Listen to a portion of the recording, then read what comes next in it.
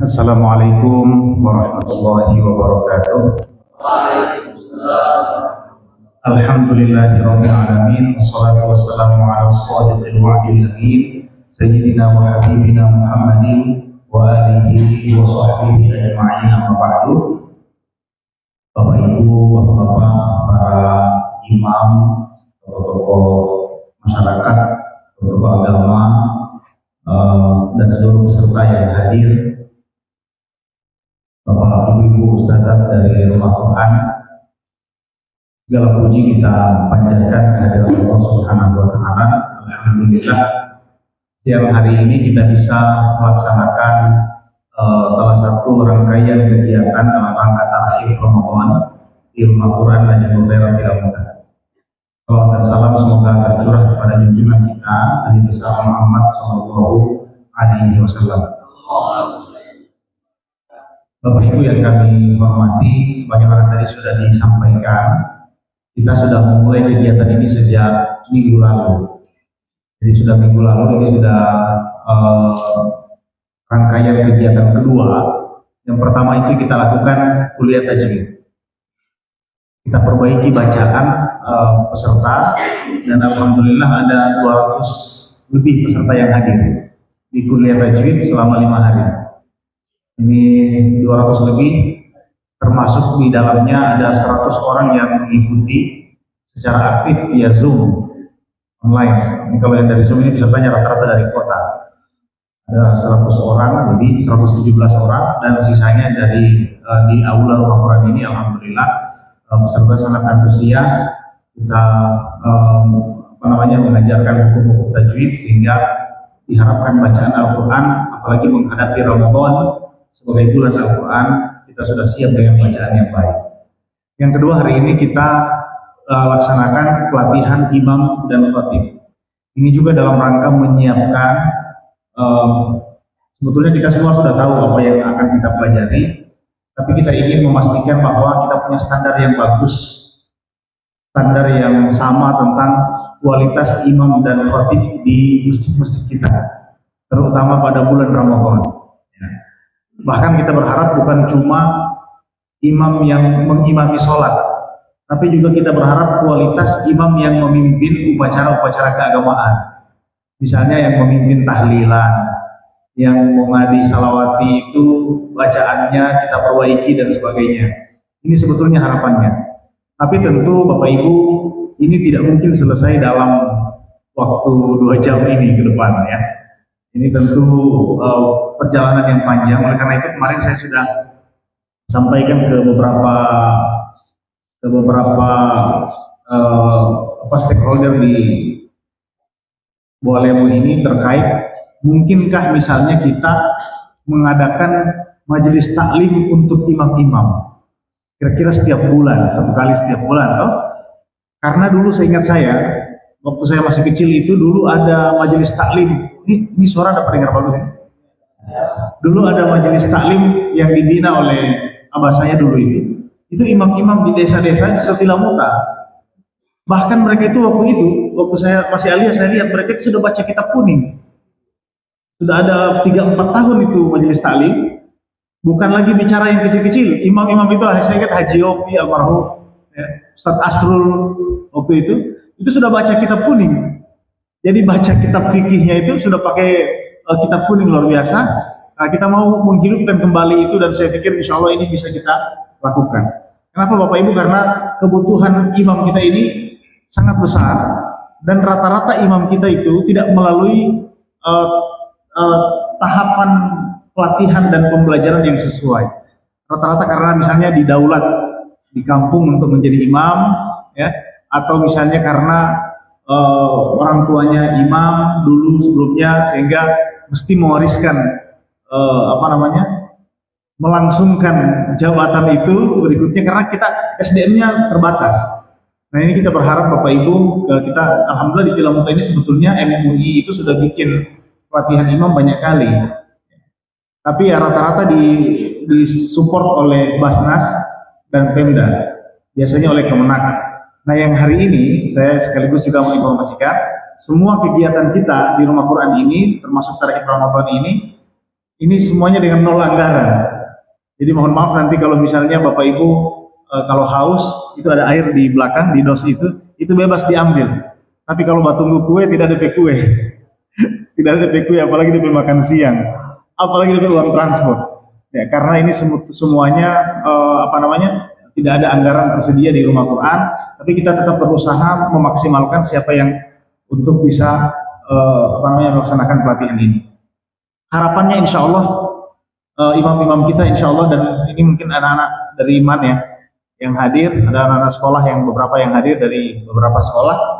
Ini kita berharap ini kita siapkan untuk menjadi kader di masa depan. Menjadi imam itu sebetulnya wajib untuk dilatih bagi setiap laki-laki. Karena kalaupun dia tidak jadi imam di masjid, dia pasti bisa jadi imam di rumah. Bapak Ibu waktu COVID kemarin kita pasti ingat, kita punya problem banyak terkait dengan kesiapan imam. Orang mau sholat tarawih bikin jamaah 2-3 jamaah per rumah, itu membutuhkan imam yang banyak. Saya tahun 2020 itu ada satu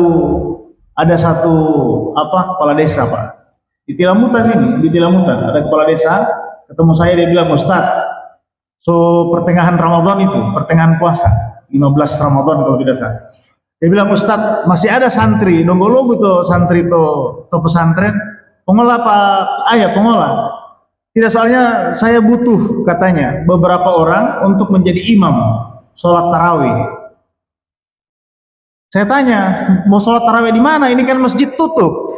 Dia bilang, orang punya desa ini Ustadz 2-3 rumah bikin sholat tarawih berjamaah. Jadi butuh imam banyak. Oh, saya bilang, oh bagus.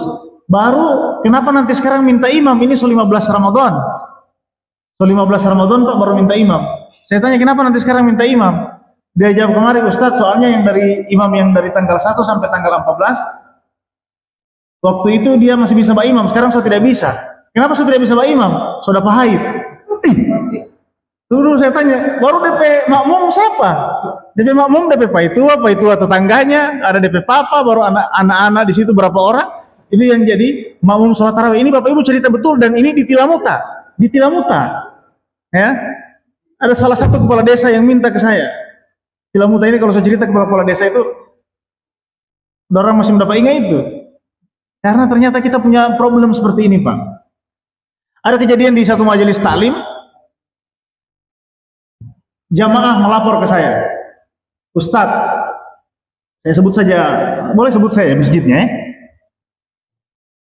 Jadi Ustadz, satu kali kita orang sholat duhur, ini kejadian Pak, biar kita semua tahu betapa pentingnya kehadiran imam tetap yang terlatih. Ya. Kami sholat duhur kata dia, kami sholat duhur, waktu itu Pak Imam belum datang. Pak Imam belum ada. Sholat zuhur di Masjid Al-Hidayah di Raja Motor.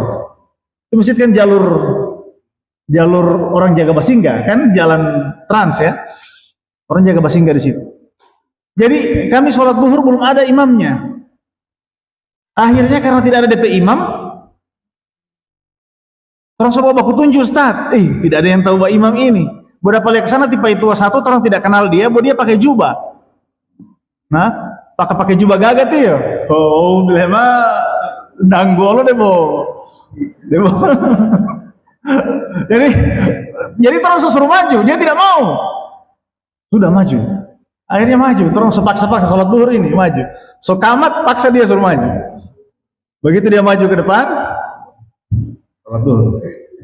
Pas mau baruku, ini ngopelo bubar. Kenapa? Karena dia punya imam ini rupanya pas baruku. Bubu Pak, dia tidak bubu. Jadi ngopelo ambulatif itu lohori, ya kan? Imamnya tidak datang. Ada orang karena dianggap dia jago, pakai baju batial ya. Rupanya mau bubu.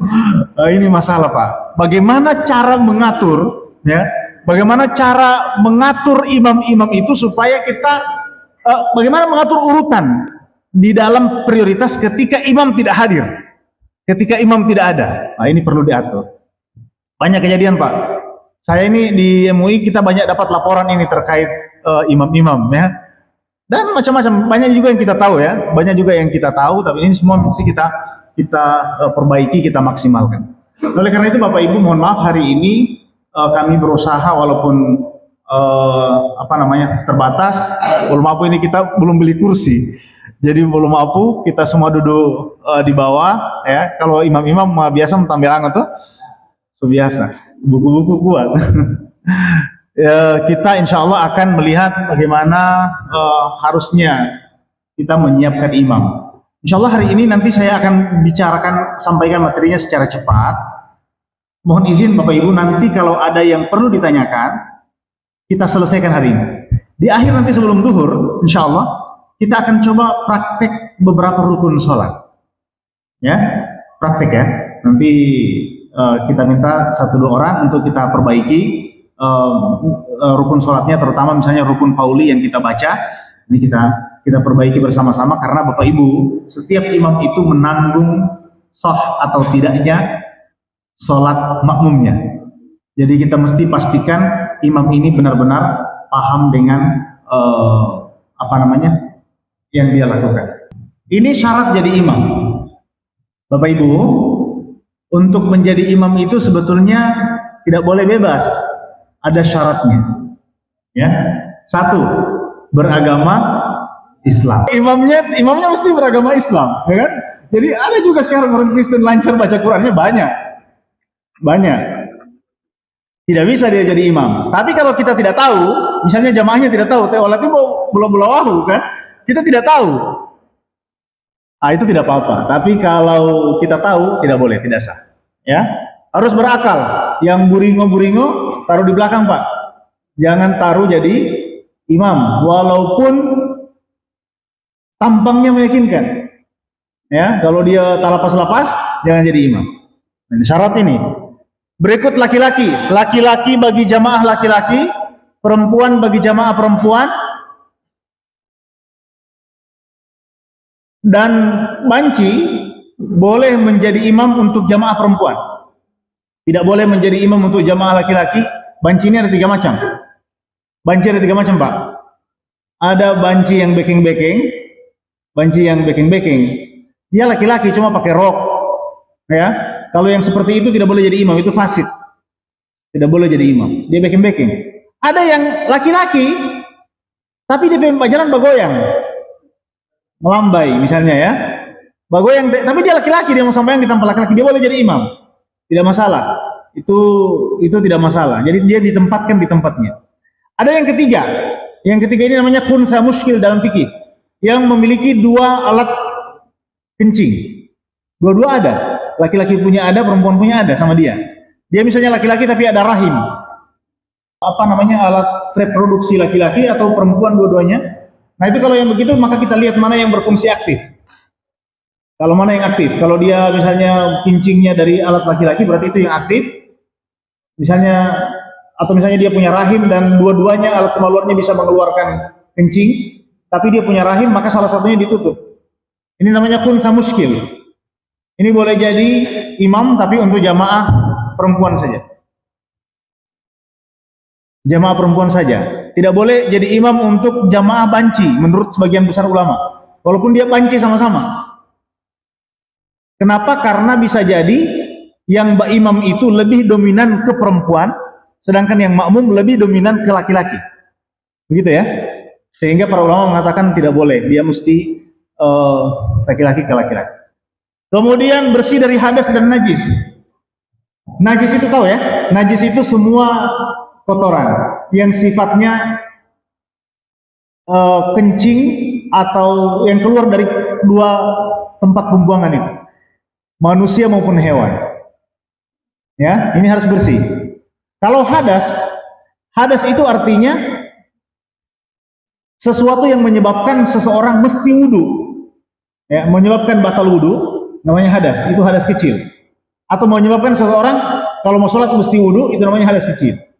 Kalau sekarang Bapak Ibu tidak bisa sholat karena batal wudu, itu berarti Bapak Ibu sedang berhadas kecil. Kalau hadas besar itu junub. Hadas besar itu junub. Jadi kalau hadas kecil itu menyentuh lawan jenis, menyentuh kemaluan, kencing, buang air besar, ya, sebelum wudu namanya berhadas kecil. Tapi kalau junub itu namanya berhadas besar atau haid dan sebagainya. Nah, najis ini Bapak Ibu tidak boleh ada ketika kita sholat, apalagi ketika jadi imam. Ya, pastikan imam itu bajunya tidak ada tai cica, Pak. Bagaimana Ustadz kalau misalnya waktu saya sholat ini tai cica belum ada, tapi waktu saya sembahyang cica babera, misalnya di jam tangan atau di songkok. Bapak Ibu, kalau kita terkena najis pada saat sholat, ya, maka najis itu mesti dikeluarkan dengan cepat saat kita tahu. Kalau bisa dikeluarkan dengan cepat dan tidak meninggalkan bekas, kita boleh melanjutkan sholat. Contoh misalnya, waktu kita lagi sholat begini, sisa babera tangan, baru kita kutip, tak keluar, tidak ada bekasnya, ya, tidak ada bekasnya, tidak ada baunya, maka sholat boleh dilanjutkan. Bahwa yang penting yang putih sama orang di sebelah, sampai ke bakal lain. Jadi kita boleh putih, ya.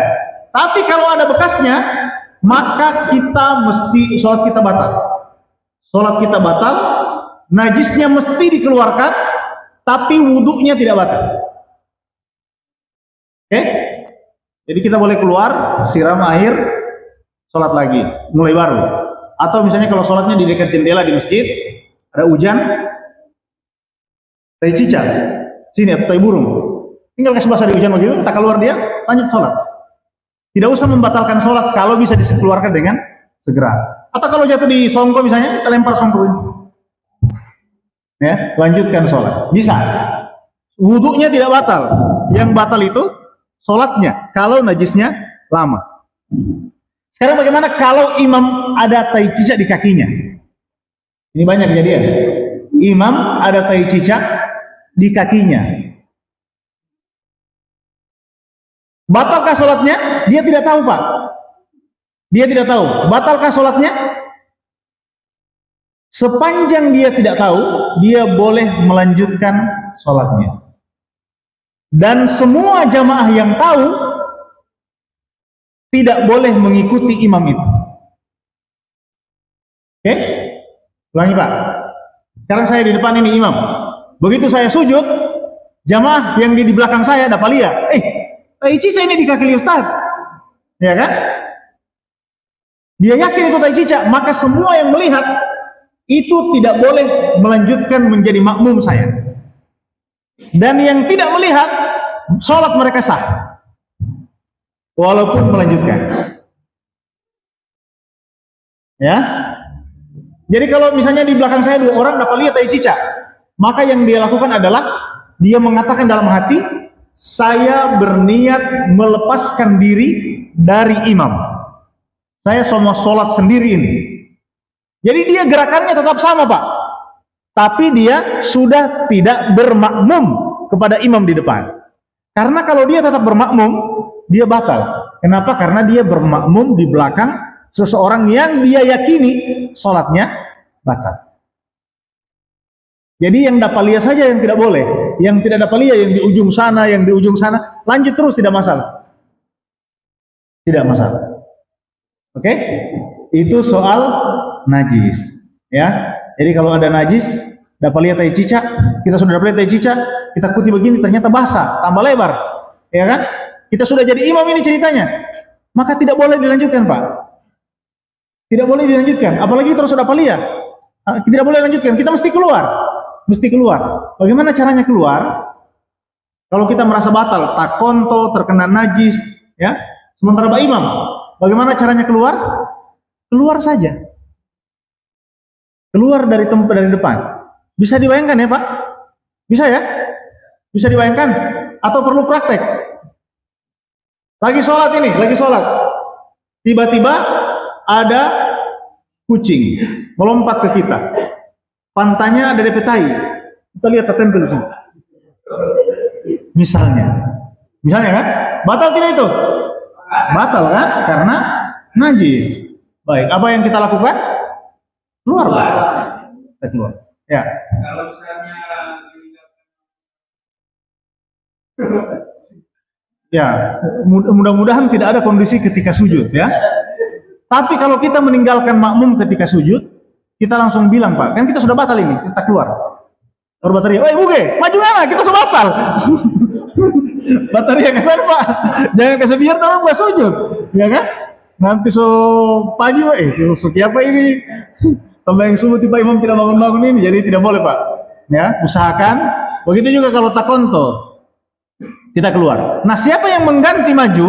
Yang mengganti maju adalah yang di belakang imam. Itulah kenapa yang di belakang imam itu mesti yang sudah dewasa-dewasa, jangan anak-anak. Satu orang maju. Dan apa yang dia lakukan? Melanjutkan. Di mana gerakan imam terakhir yang sah? Gerakan sah terakhir, di situ dia.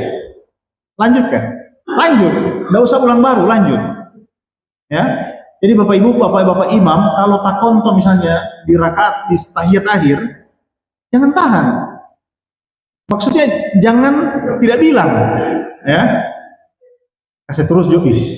Takonto bawa angin, angin sedikit, ya, biar jo. Lanjut, tidak bisa Pak. Ini kita punya tanggung jawab, ya. Tanggung jawab terhadap makmum.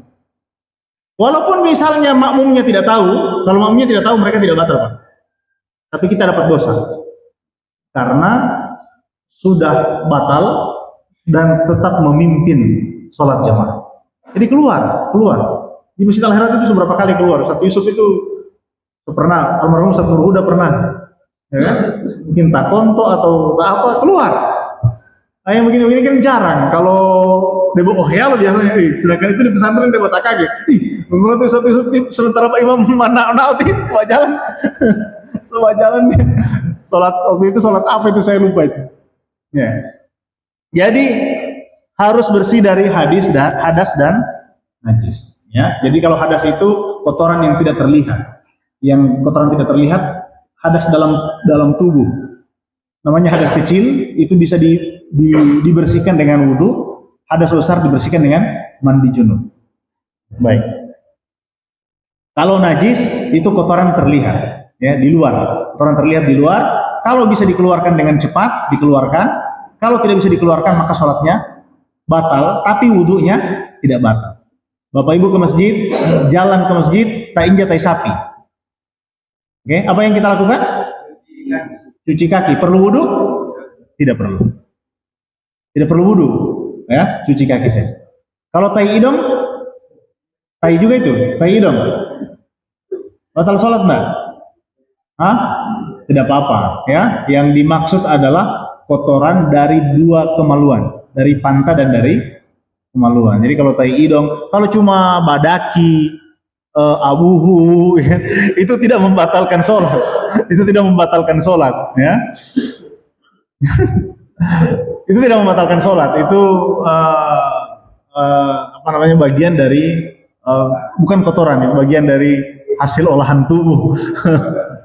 Baik, yang berikut mampu membaca Al-Quran dan bacaan rukun lainnya dengan baik. Bapak Ibu, ada 5 rukun yang mesti dibaca dalam sholat. Namanya rukun qauli. Ada berapa? 5. Yang 5 ini mesti bagus bacaannya. Kalau tidak bagus dan merusak makna, maka sholatnya tidak sah. Nah, ini sebentar yang 5 ini mau tes imam-imam ini mesti baca. Dan Bapak Ibu yang 5 ini ketika membacanya sebetulnya semua bacaan sholat, ya, tapi yang 5 ini paling penting. Ketika membacanya mesti menggerakkan bibir. Walaupun sholatnya tidak pakai suara, sholat duhur misalnya, mesti menggerakkan bibir, tidak boleh tidak bergerak bibir. Ya, tidak boleh tidak bergerak bibir. Apa yang 5 itu? Yang pertama, takbiratul ihram. Takbir pertama, Allahu Akbar, bergerak bibir. Ya. Itu mesti baca betul. Coba, Allahu Akbar. Allahu Akbar. Ya, rohnya tebal. Akbar. Ya. Baik, yang kedua. Yang kedua yang wajib surat Al-Fatihah di semua rakaat. Ini wajib dibaca oleh imam, dan di sholat-sholat tidak bersuara, imam wajib menggerakkan bibirnya. Yang ini banyak di kita, Pak. Ya, di kita ini banyak. Imam-imam itu kalau dia imam sholat zuhur, begini ya. Allahu Akbar.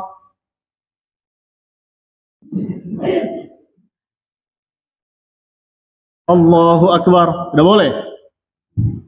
Kita tidak bisa membedakan antara bacaan sholat dengan hayalan ketika kita tidak menggerakkan bibir. Jadi mesti digerakkan, terutama yang rukun. Ya, jadi biasa dapat lihat kalau misalnya di depan mihrab itu tehel mengkilat. Biasa kita dapat dari makmum di belakang itu, imam ini pokoknya tali tidak bergerak dari mulut, tidak bisa. Mesti dia gerakkan mulutnya. Ya. Ini yang kedua, surat Al-Fatihah. Yang ketiga, bacaan wajib yang ketiga adalah bacaan at-tahiyyatu sampai syahadat. At-tahiyyatul mubarakatus sholawatu thayyibatu lillah. Ini di tahiyat akhir, tahiyat awal tidak. Tahiyat awal hukumnya sunnah. Tahiyat akhir. Assalamu alayka ayyuhan nabiyyu wa rahmatullahi wa barakatuh. Assalamu alayna wa ala ibadillahis salihin. Asyhadu an la ilaha illallah wa asyhadu anna Muhammadar Rasulullah. Ya. Jadi kalau pakai asyhadu an la ilaha illallah wa asyhadu anna Muhammadar, bukan Muhammadur. Yang Muhammadur itu kalau la ilaha illallah, la ilaha illallah Muhammadur. Kalau asyhadu Muhammadar, ya. Asyhadu an la ilaha illallah wa asyhadu anna Muhammadar Rasulullah. Oke? Baik. Yang keempat, yang wajib. Ini di tahiyat akhir ya. Yang keempat yang wajib adalah bacaan sholawat setelah tahiyat tadi. Allahumma sholli ala Muhammad atau ala Sayyidina Muhammad wa ala ali Muhammad. Oke? Itu wajib. Sisanya itu sunnah. Nah, yang terakhir yang kelima adalah bacaan salam yang pertama. Assalamualaikum warahmatullah. Salam yang pertama ke kanan itu wajib. Yang ke kiri hukumnya sunnah. Jadi misalnya tiba imam cuma basalam, assalamualaikum warahmatullah. Sudah begitu ya. Ya. Itu sholat sah atau tidak? Sah. Walaupun tidak bagus. Ya, saya selalu bilang di majelis talim ibu-ibu itu bisa biasa bilang begini, Ustadz saya ini suka bahasa main di masjid. Bahwa saya malas aku dapat itu dengan saya tetangga itu. Biasa kalau datang di masjid saya jengkel dengan dia, saya malas balik pada pemuka Ustadz. Baru biasa kalau pergi di masjid jadi baku pinggir. Saya bilang kalau ibu mau sholat di masjid, ibu taruh dia di sebelah kiri. Jadi pas basalam, assalamualaikum warahmatullah, begitu aja. Tidak usah balik. Tidak usah balik. Tapi salam ke kiri hukumnya sunnah. Ini yang 5 wajib. Saya sebut yang wajib. Tapi tidak berarti yang lain tidak dibaca. Yang lain juga dibaca. Cuma yang 5 ini pastikan mesti bagus.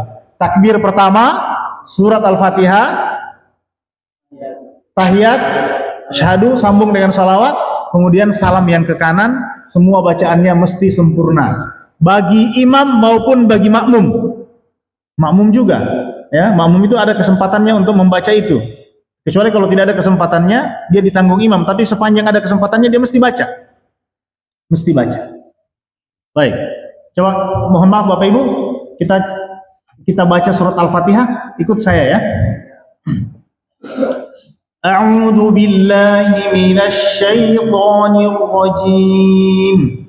A'udzu billahi minasy syaithanir rajim. Bismillahirrahmanirrahim. Bismillahirrahmanirrahim. Alhamdulillahi rabbil alamin. Alhamdulillahi rabbil alamin. Ar-Rahmanir Rahim. Ar-Rahmanir Rahim. Maliki yaumiddin. Maliki yaumiddin. Iyyaka na'budu wa iyyaka nasta'in. Iyyaka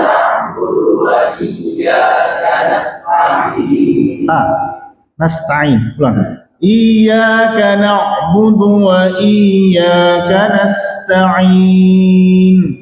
Iyyaka na'budu wa iyyaka nasta'in.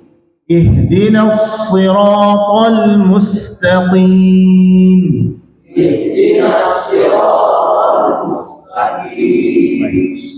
Tertebalkan shad. Ihdinas siratal mustaqim. Ihdinas siratal mustaqim. Siratal ladzina an'amta 'alaihim. Siratal ladzina an'amta 'alaihim. Ghairil maghdubi 'alaihim waladdallin.